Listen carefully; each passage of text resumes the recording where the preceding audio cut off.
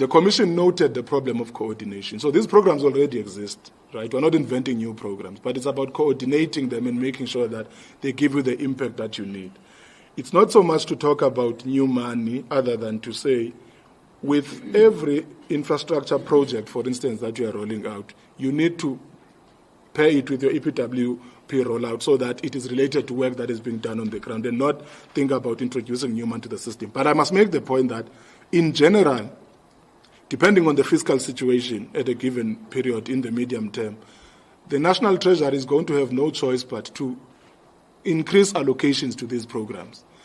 Marginally, of course, not as a wholesale thing, but marginally it has to.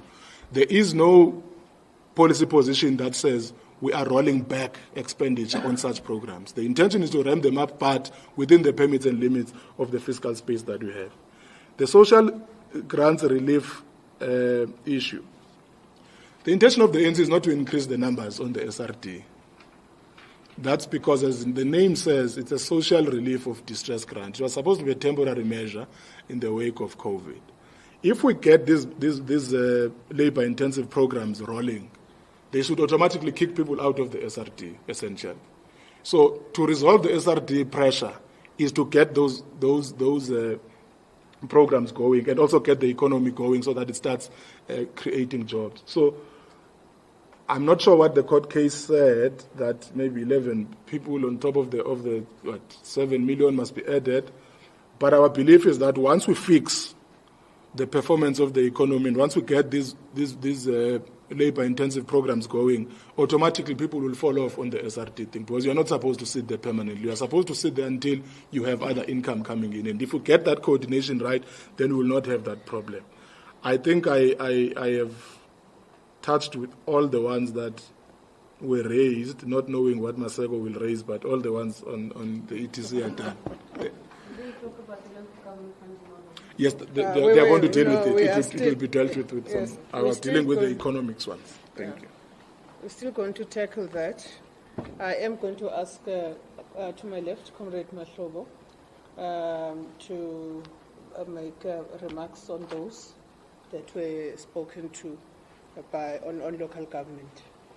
No, thanks, Comrade Somlomo, and to other panels. The matter you asked, our view is that we are dealing with three interrelated challenges when it comes to local government, and you don't separate them. The Commission look at issues of governance. I'm not going to speak to that, but it also speaks to issues of financial position and viability, and it also look at the service delivery imperatives and parameters around the quality and sustainability of services, so that when I respond, you'll be able to look at how they relate to each other. When it comes to issues of funding, there are three forms of funding. The first form of funding is traditional financing for local government.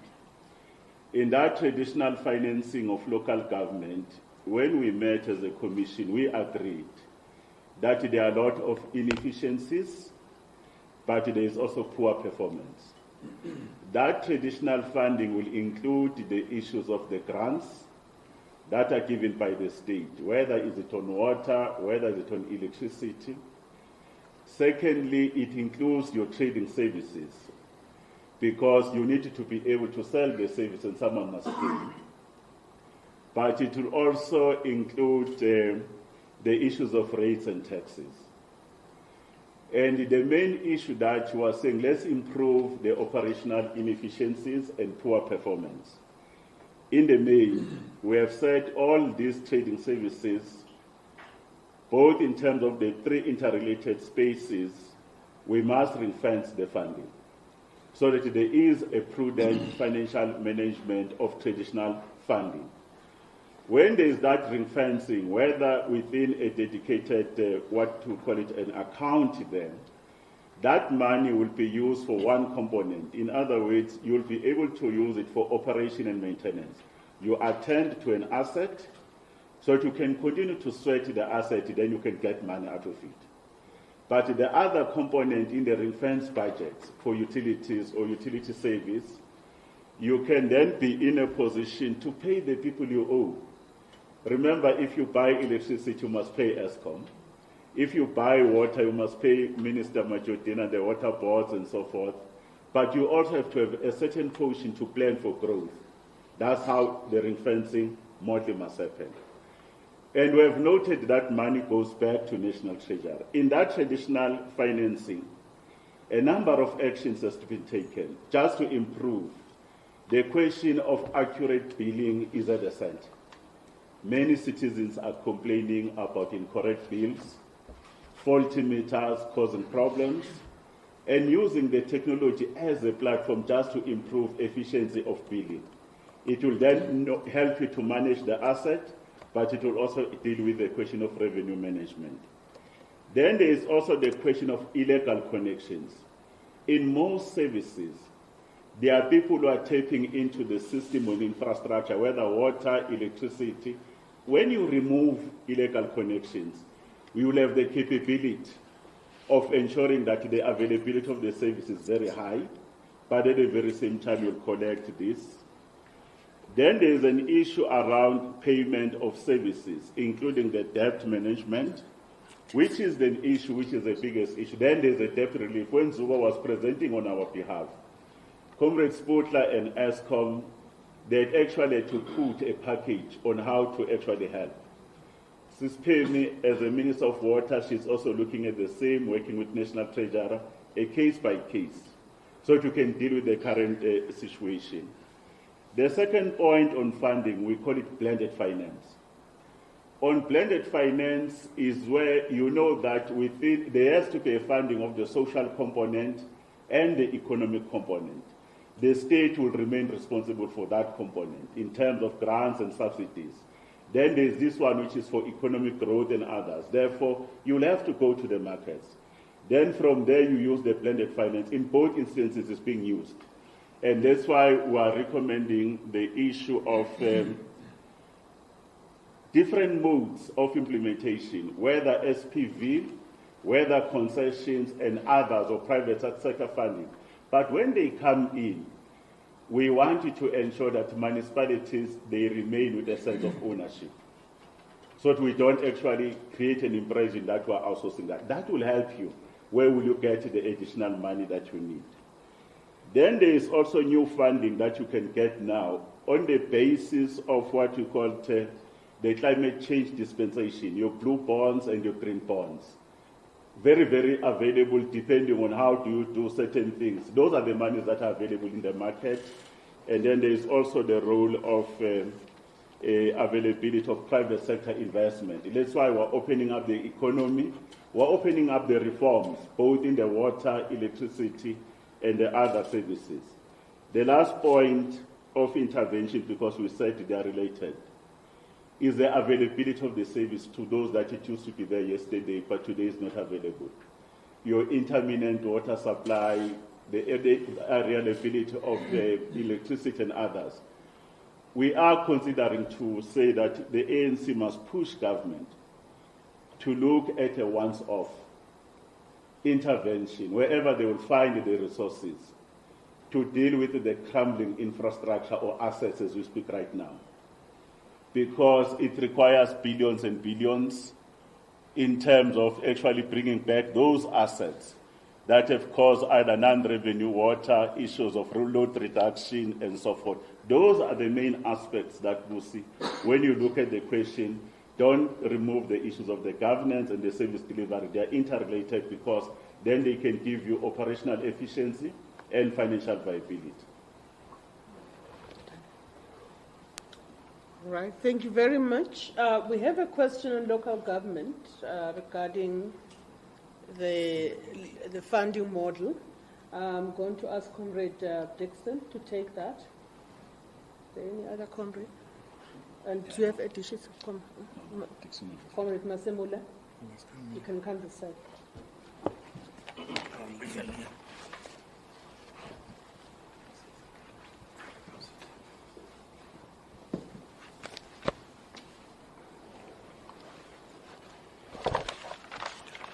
No, thank you very much, Chairperson, and a very good afternoon to members of the media and members of the National Executive Committee. I think in responding to the issue on the funding model of local government, largely and contextually, Comrade Mahlobo gave elements of this particular policy process which necessitated the reason why it becomes extremely important for the ANC to give a very clear instruction to or a pointer to government to look at this particular policy process. The 1998 white paper on local government made certain serious policy assumptions, and 30 years into democracy, some of those policy pronouncements are no longer practical in terms of reinforcing and capacitating municipalities to be able to perform and deliver municipal services. For instance, the existing formula says municipalities are expected to basically raise 90% of their own revenue, and therefore national government, through differentiated funding arrangements, either through grants and as well as through equitable share, should be able to provide only 10% of that.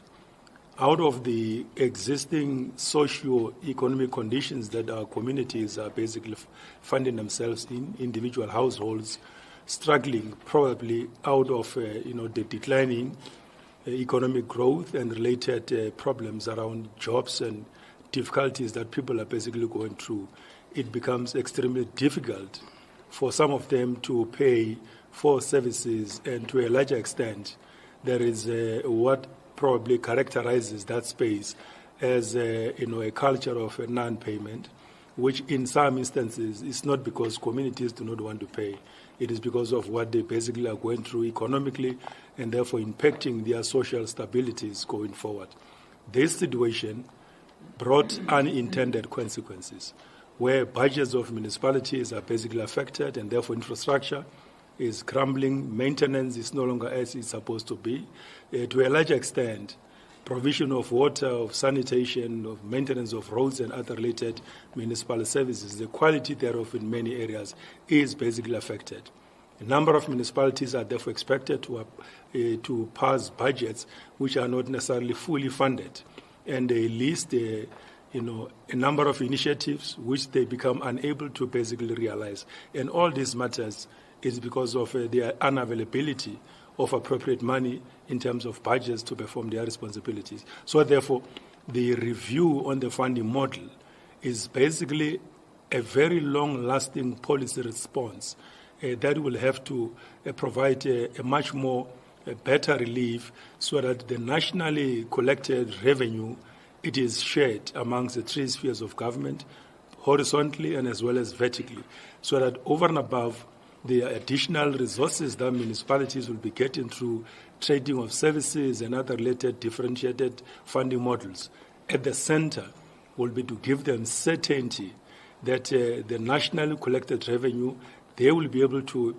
secure a substantial amount of money, probably equal to what provinces are getting. A formula will be determined most probably by your Finance and Fiscal Commission, which will therefore then empower these municipalities to implement their integrated development plans in a very, committed way, with certainty, without, doubts whether their budgets are funded or not funded.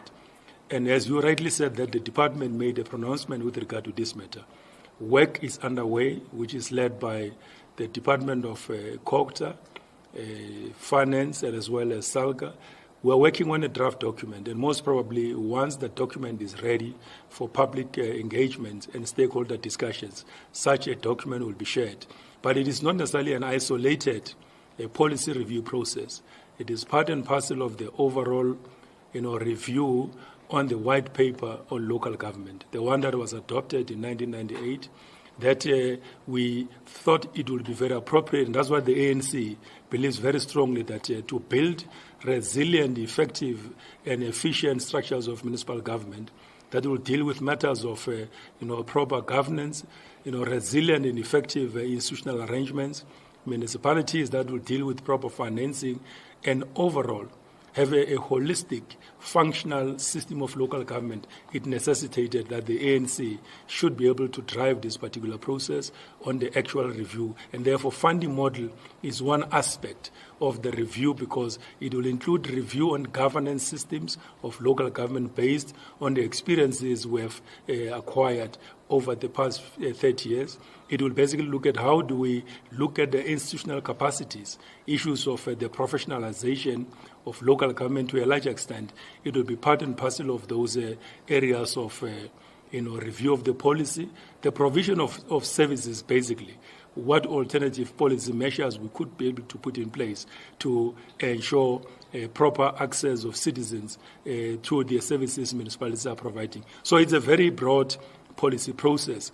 And we have just produced a roadmap with regard to this particular process, and I think we should be able to share such with members of the South African public, including the media, because that policy roadmap points to the need that in the next coming 2 months, basically, if all goes well, by the end of February, the technical committee that has been established, it should be able to produce a draft discussion document that will be circulated throughout the country, and therefore, as the African National Congress, will therefore then embark on a very robust, if not aggressive, consultations on how do we want to invite South African people to make necessary inputs on how do they intend to see the future local government system being modeled in which way. And therefore, the ANC remains committed to see to it that we have a very functional system of local government, and of course that remains and continues to be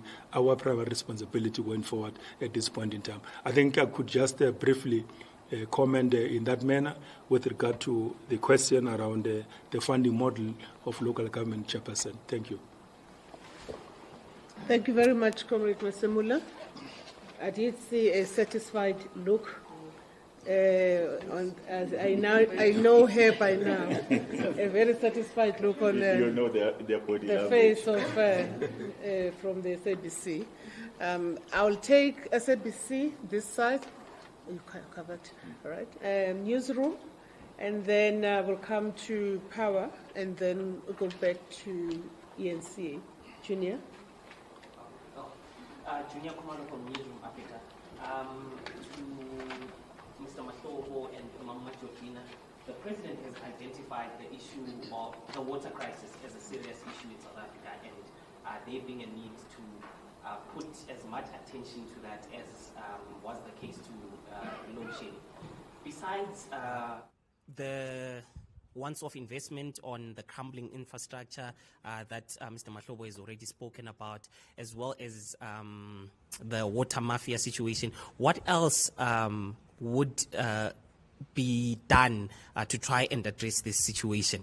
And when it comes to that water mafia situation, is there a report, and how bad is that crisis when it comes to the water mafia? And to Mr. Mahlobo, sir, please indulge me. Yesterday, there was in one of the briefings, there was a lot said about members of the NEC that have failed to present themselves before the Integrity Committee, and your name was among one of those that was raised. And there is this suggestion that you are now going to be hauled before the Disciplinary Committee of the ANC. Could you please confirm this? Is this the case, and why did you fail to present yourself before the Integrity Committee if that was the case? Thank you so much. Thank you very much. I then proceed to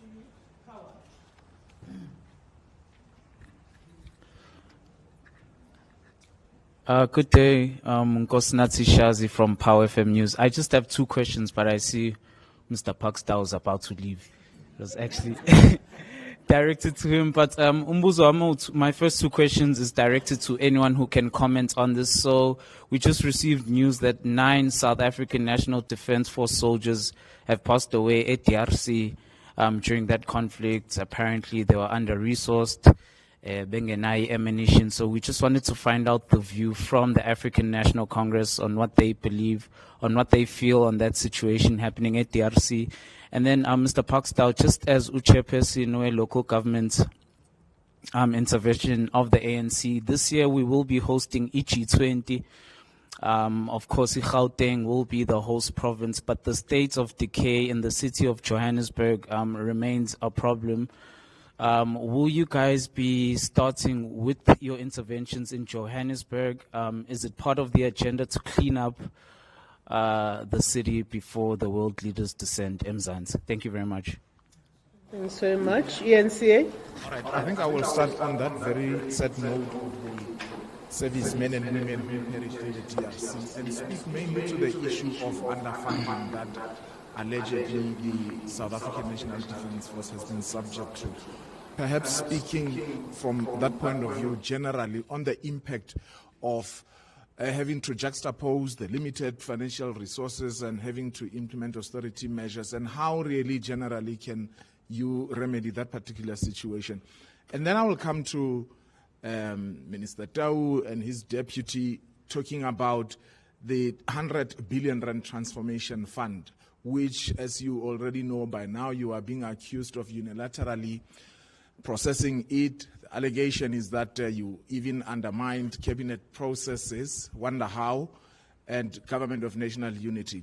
But essentially, it is being slated as another project of BEE nature that the critics are saying is out there to empower the ANC connected people. Just your response there, and in your response, if you can just perhaps tell us how that fund is going to be dispersed and who is it targeting for which programs. Just maybe use that opportunity to educate us. Lastly, I want to talk about yesterday the president, during the opening remarks, I think his lines were talking more about the geoeconomic turmoil.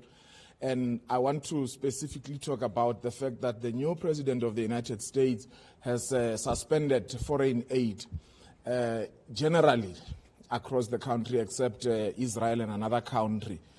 And we, as South Africa, I think since 2004, we've been receiving up to now up to $5.6 billion in the form of US aid and PEPFAR program. And given the fact that our country is said to be the capital of HIV and AIDS, and the work that money is going into addressing issues of TB, did that find expression?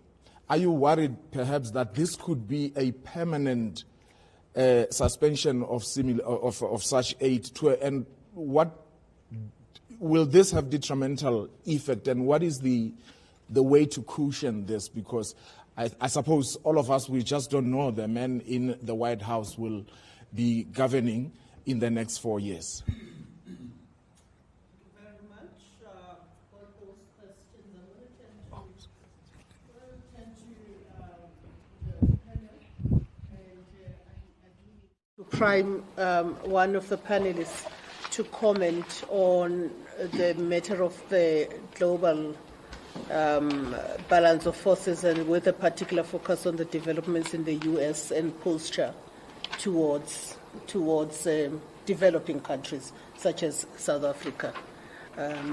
May I get a taker there? And then I will come to you, Comrade.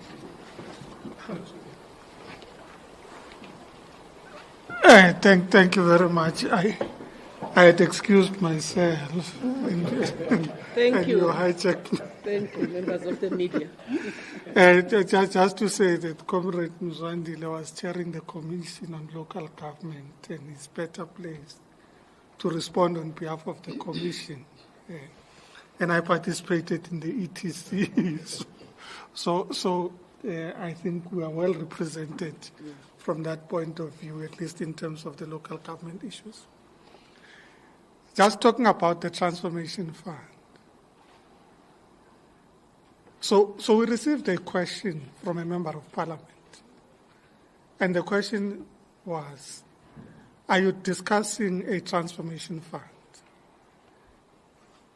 And of course we said, yes, we're discussing it. And the same member of parliament then issues a statement that says, we're imposing a transformation fund.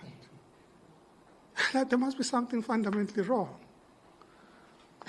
Comrade Swai, as chair of the committee, is a member of your committee. who says, are you discussing this matter? We're discussing it. Has it been engaged in cabinet, in government? No, it has not, because it's still in the DTIC. And it will go to other departments in terms of engagement. And it will go to society in terms of engagement. And I think it was an important point to emphasize, because I think that it is a bit of a challenge when, in fact, a significant issue related to transformation is undermined through an orchestrated effort.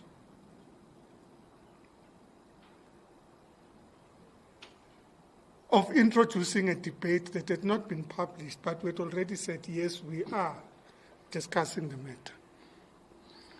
Coming to the fund itself, I think that, and the ANC had directed through the manifesto of the ANC that we need to accelerate economic transformation in the country and improve the mechanisms of accelerating transformation. In that regard, we have undertaken a process of reviewing comprehensively issues and means of implementation with regards to transformation. And the fund is a component part of an overarching discussion that says, well, we've had broad-based black economic empowerment, how far have we advanced, what do we need to improve, what do we need to consolidate, and how do we measure improved outputs. And the Transformation Fund is not intended to be a new source of revenue as alleged by introducing an additional tax. It certainly is not. It is looking at current equity equivalent funding, it's looking at enterprise and supplier development funding, and other sources of revenue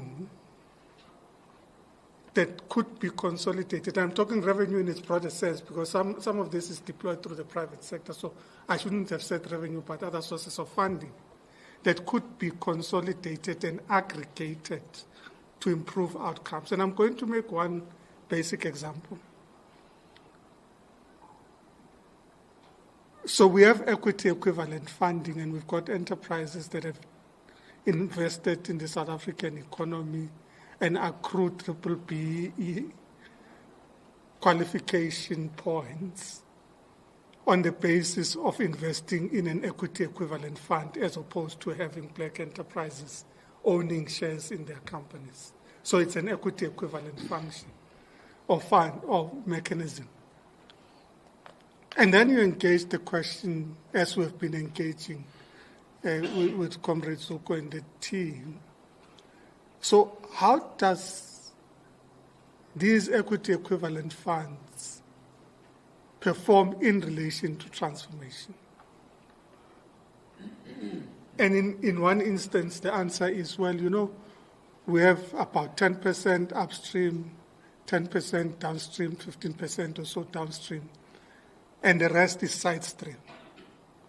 Now, that sounds like a lot of English. Essentially, what it's saying is that only about 25% of the enterprises who are engaging are actually engaged in an industrial effort in relation to that value chain.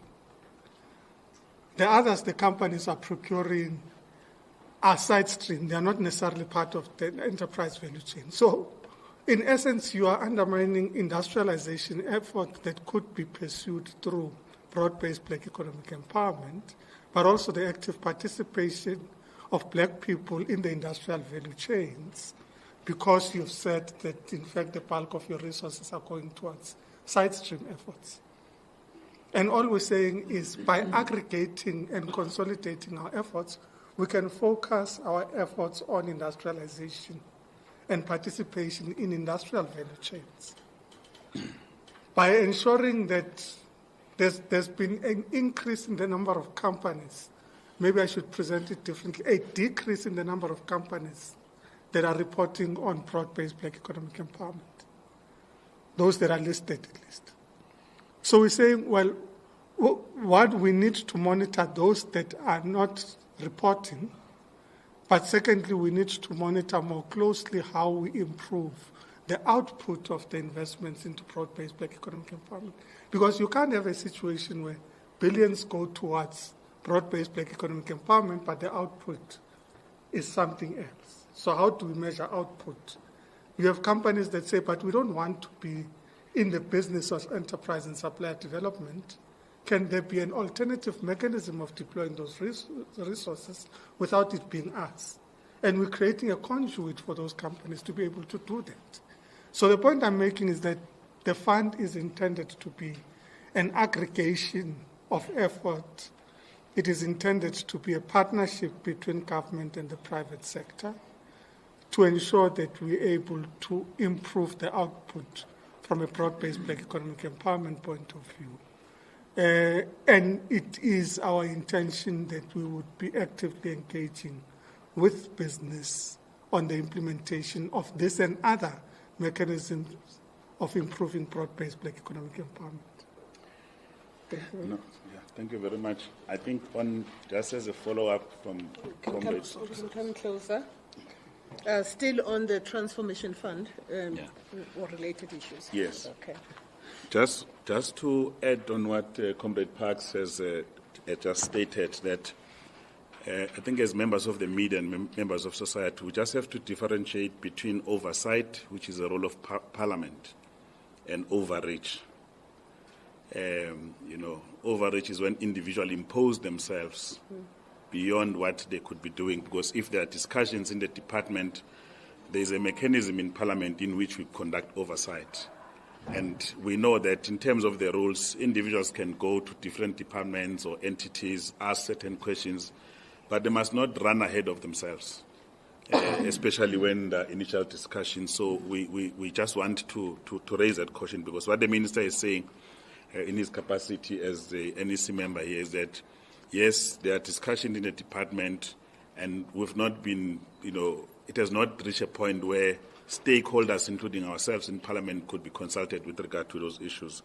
So we just have to be wary of those individuals who run ahead of themselves in just making this pronouncement and so on and so on.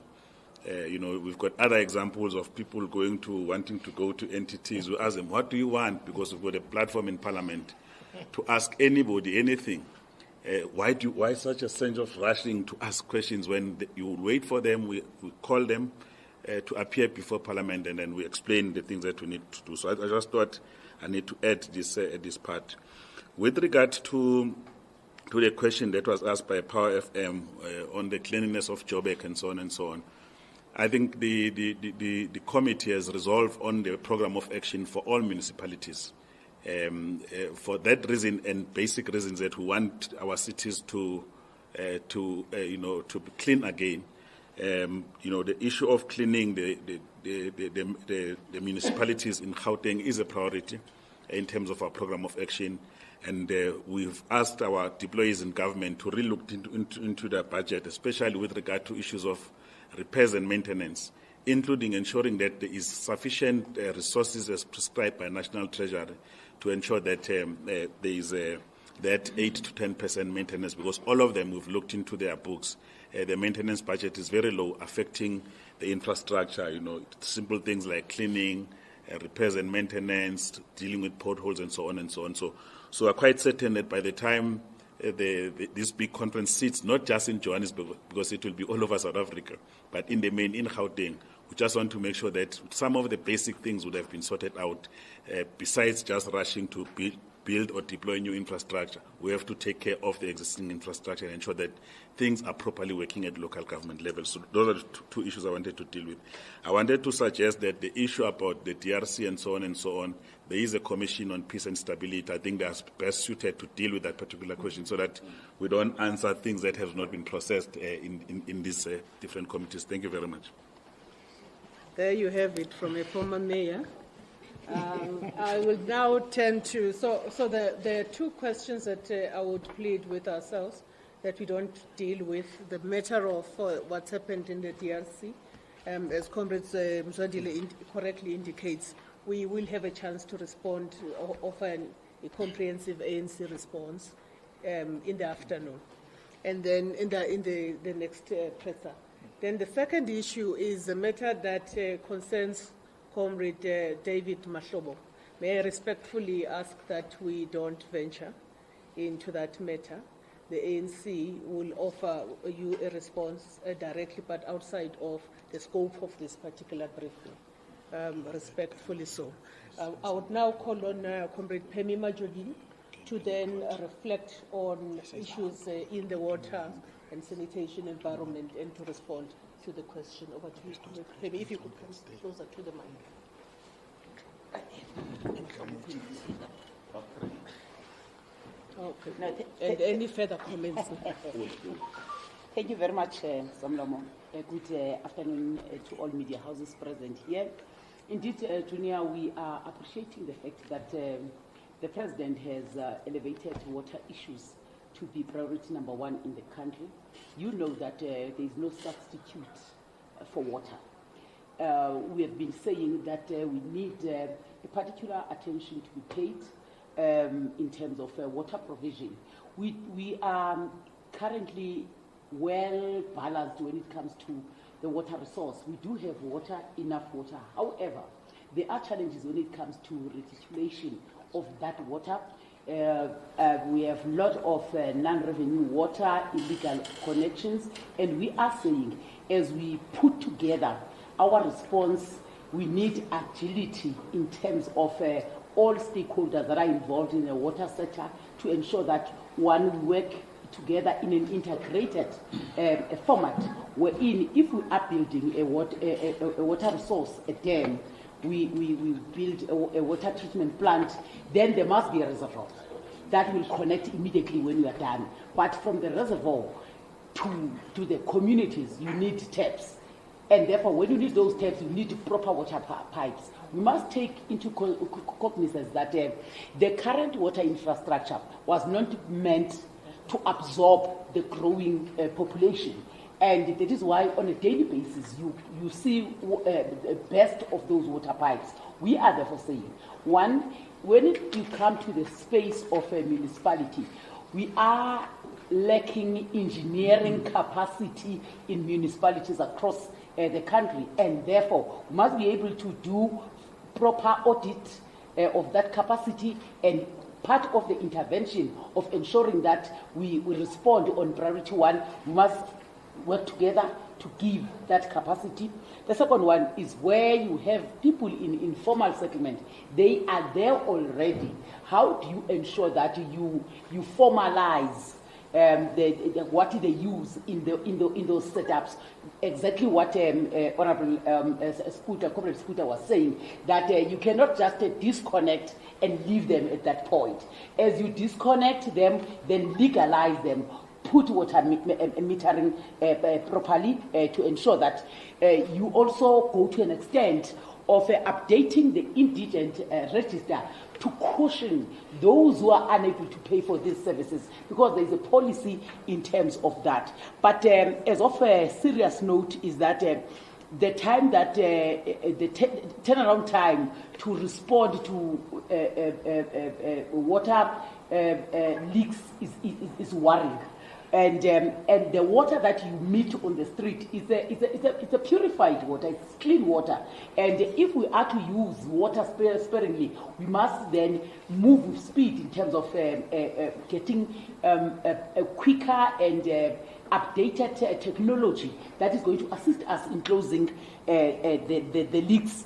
But as you close the leaks, you are doing repairs, but you must also balance that with a well-structured maintenance, because that is what has been lacking. We then said we must also capacitate our water boards. Our water boards to be able to be a proper resource as well for all municipalities where they give those services. But the user pay a principle by all communities that are using water, be it for industrial or for household, all of us. we must use water sparingly. Whilst I've said that we are in the balance, we have, as you might be aware, we have unblocked 14 mega projects, which cost us about 102 billion rands that we are now rolling out in various provinces, and that is to build and to give more capacity in terms of the raw water resource. Thank you very much. Thank you very much. I see there's a follow-up question. Maybe just before you do, because it's a follow-up question. Go ahead, Lucy. Sorry, ma'am.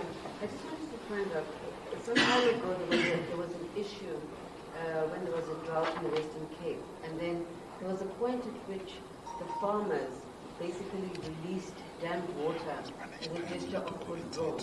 And the question was, who owns the water?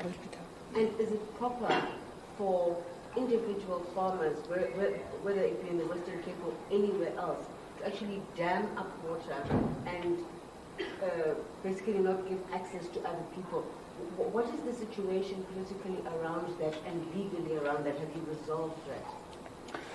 Thank you very much, Ebusi. Just in the interest of time, Tando, is it related to the water situation? Just briefly, Minister.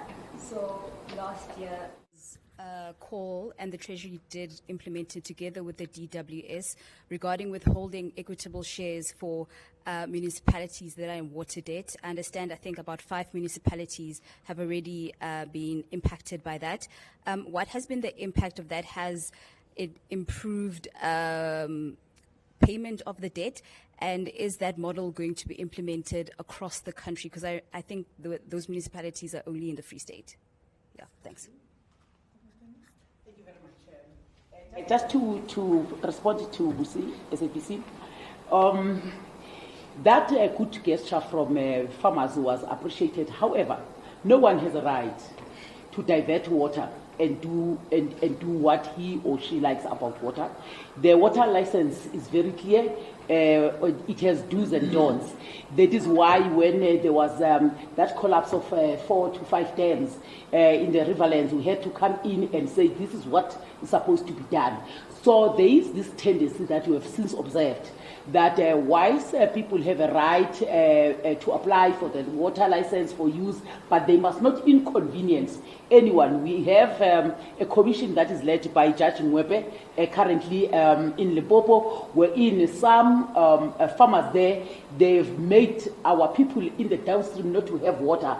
They take all water for their own self and selfish interest. And we are saying that is not on. The Water Act allows us to act immediately. We may even go to an extent of withdrawing the license if we have met with the people concerned and they are not changing that particular attitude. No one has a right to monopolize water. When it comes to the issue of DWS versus the withholding of equitable share working with the National Treasury, yes, indeed, we have that has been implemented. However, that is not a panacea for all the challenges that municipalities have. Some municipalities, even if you can withhold, they might not be able to pay the entire debt. But what the positive part of what we've done is that municipalities came to the fore and they've signed an agreement of how they are going to service their debt. We are still going to continue with that to ensure that they adhere to what they've signed. There are some municipalities who are running away. They go to court when we approach them. However, what we are interested in is not a punitive measure, but we want to ensure that they do what is expected of them. Because should one water board collapse, it does not only collapse for that municipality. For instance, we have the Val Central. Val Central is giving water to the entire state, to Northern Cape. Should one municipality make it to collapse, it is going to collapse for the two provinces. And that is the appreciation that we have for the president to lift the issue of water, that we must not reach a crisis situation in water. And we think that is indeed arresting us getting into a crisis. Thank you. Thank you very much. I am left with a few minutes. I'm going to ask that we wrap up. I'll take the last three colleagues. Comrade Mahlobo, Comrade Ukabazela, and then Comrade Zubo will close us out with the one related to international affairs. No thanks, Comrade Somlomo. As me and why we're driving the commission, there is something that we have said to those who are deployed in government, that South Africa will be hosting G20, and we want to showcase on behalf of Africa. The Ministry of Water and the Ministry of Energy and Electricity, our commission have requested them that during this period we don't want to have disruptions on the basis of load reduction and no availability of water. Comrade Pemi has answered, but as we're sharing the commission, there is an agreement to support the reforms that the minister is introducing. One of the reforms in water was the issue that the budget for water is going to be ring-fenced. And the commission never said, Minister, we don't agree with you, including the principle of a user pay principles. Then there was an appeal, like Comrade Pemi says, on the debt relief a program that the minister needs to look at, so that because the viability of the water boards must never be underestimated, but equally municipalities must be paid. We also supported that in the implementation model by municipalities in the current problem of challenges of capacity, we have said, Minister, proceed and supported them with National Treasurer Kokta and Salka in one of the issues of mobilizing of capacity in terms of SPVs, the special purpose vehicle, without local government losing a sense of participation and ownership. An example in Mfuleni, eThekwini, and elsewhere, Ministry of Water, Comrade Pemi, is running with that, including issues of concessions, where you bring in private companies like your Slulumans, your Buy Water, Midval, and others. There is an agreement, but with a qualification that we shouldn't do that, including the institutional reforms. In the water sector, there is a support that ministry proceed with your work around establishment of National Water Resource Infrastructure Agency, your CMA, irrigation boards, becoming Water Use Association. Those are some of the fundamentals. But we also learned that the minister, because water is priority issue number one, in the first quarter of this year, Minister Majordina will convene the country in a water in-depth.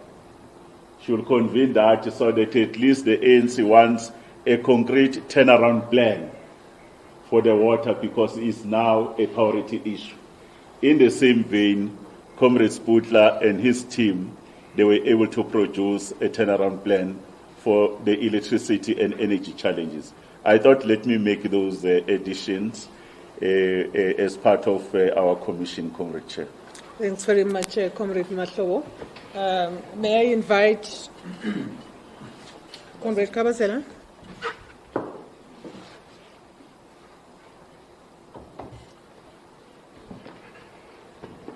Thank you very much.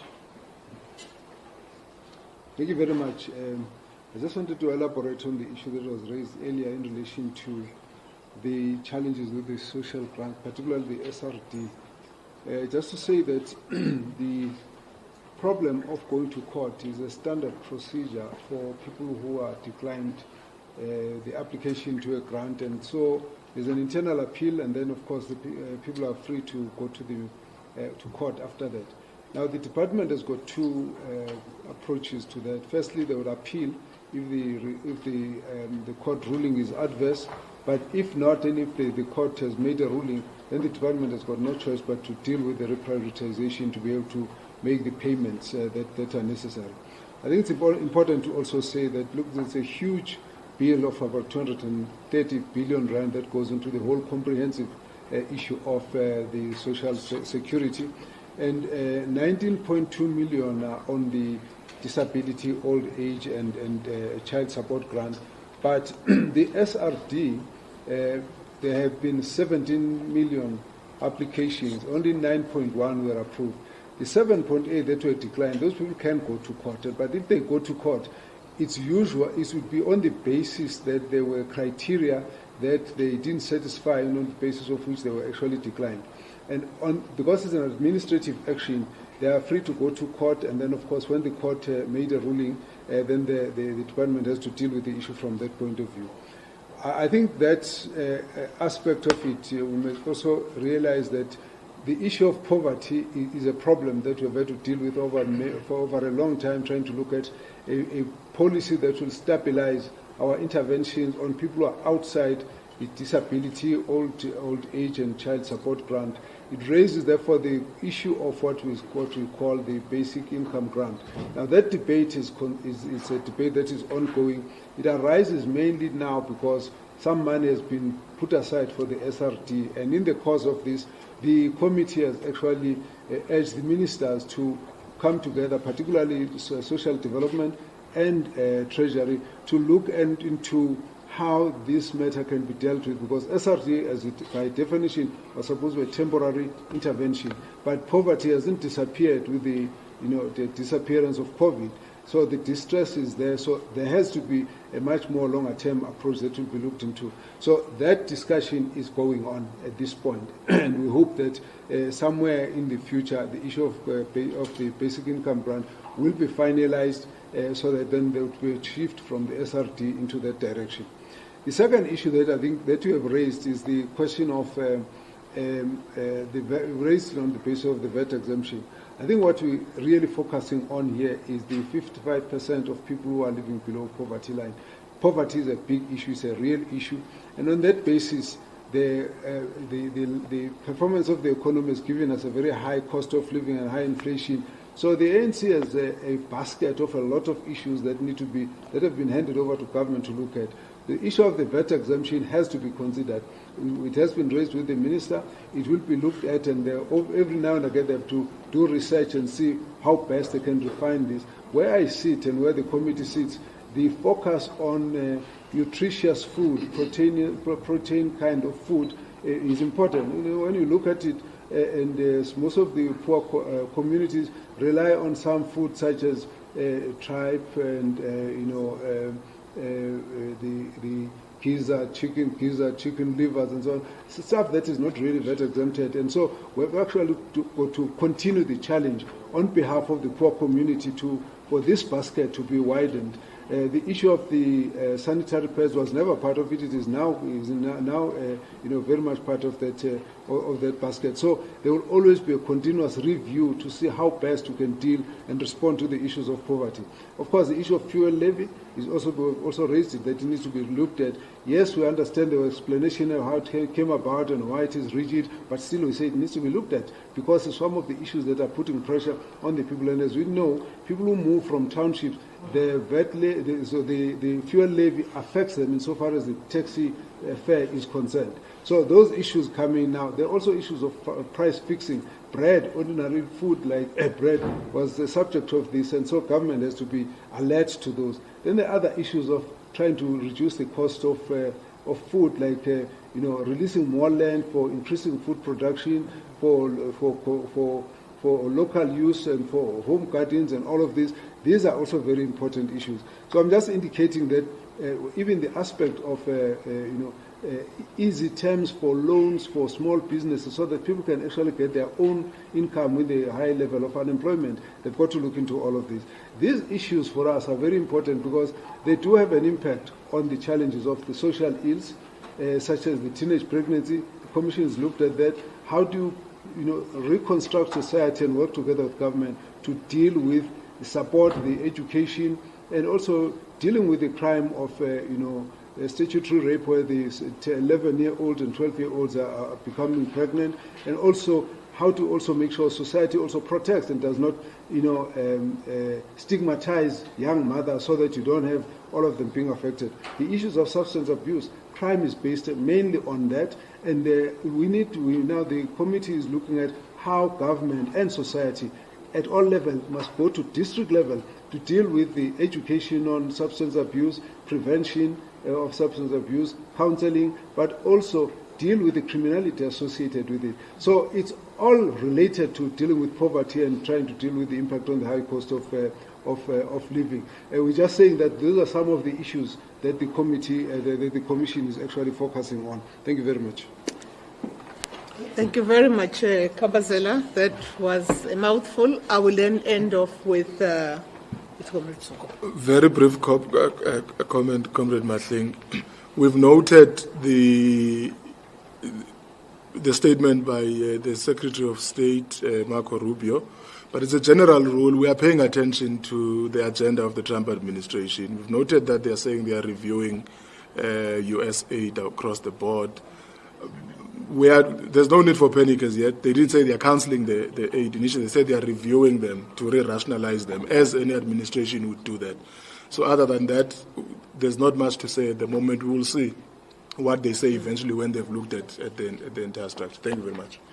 Thank you very much. If we do not stop at this point, we are likely going to have members of the media starved by the ANC. We are adjourned. Thank you very much, Comrade.